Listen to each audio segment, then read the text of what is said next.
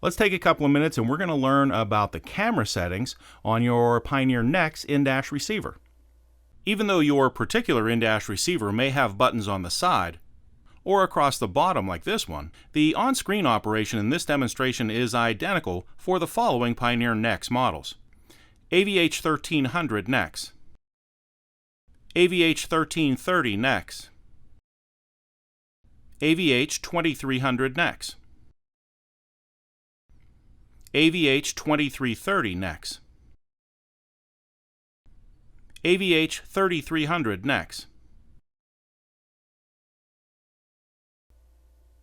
Please note, in this video I'll be using the optional ND-BC8 backup camera from Pioneer. There are a couple of different ways that we can view the camera here on your Pioneer AVH-NEX In-Dash receiver. First way is we can just switch the camera on. So let's go to the home screen and we'll open the AV window here. And here's the camera view, but you can see camera view is grayed out. I can't get to it, so we'll need to fix that. So we're going to close the window here and go to our settings. And under settings, let's go to the toolbox and we're going to come down to camera settings right here.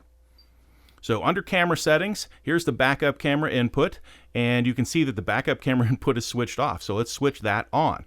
When we switch that on, here's your camera polarity. Now this is for the installation. When you install the camera, it has to be told by the car if the vehicle is in reverse or not in reverse.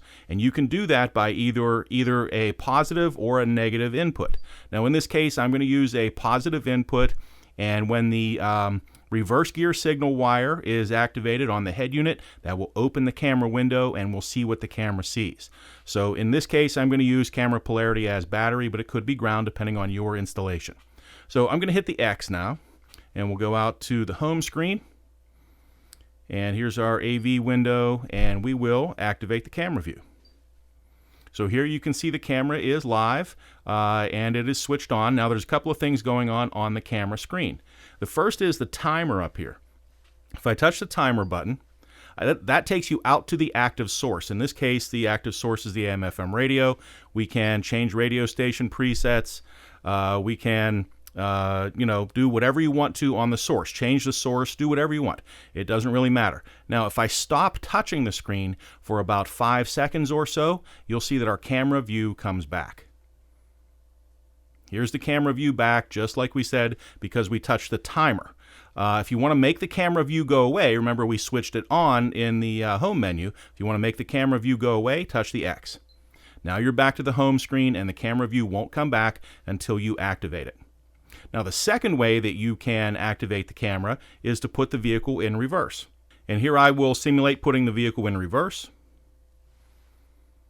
Now the vehicle is in reverse right now, and when that happens, the reverse camera, the backup camera activates, and you can see what's going on live with the backup camera. Now if you take the vehicle out of reverse, it will switch the camera off, but also if I want, I can hit the X up here. Now the vehicle is still in reverse even though I've shut the camera off. And if I take the vehicle out of reverse now, there's no change to the screen because I chose to close the camera window. Let's put the vehicle in reverse again. Now you can see that the camera comes right back up, and if I take the vehicle out of reverse, the camera automatically goes away. Let's take a look at the parking assist guidelines now. Let's put the vehicle in reverse. Okay, so now the vehicle is in reverse, but I don't see any parking assist guidelines up on the screen. We want to see those. So I'm going to take the vehicle out of reverse, and we want to go to the settings, and we want the camera settings. And here is our parking assist guide. You can see that that's switched off. I want the parking assist guides on the screen, so we'll switch those on. And here's my parking assist guide adjust, but that's grayed out. So we need to engage the parking brake. When I engage the parking brake, here's our parking assist guide adjust. Now here the lines come up on the screen, and you can touch any of these lines to drag them around on the screen. It's really simple to adjust them. I'm going to touch this line and drag it down to here. And we'll touch this node and drag it in narrower here and narrower here. Make these ones a little wider. And we're going to put this green line a little closer to the vehicle and put this red line a little further away, right about there. One simple way to adjust the parking assist lines on your NEX head unit is to use the parking lines in a big parking lot.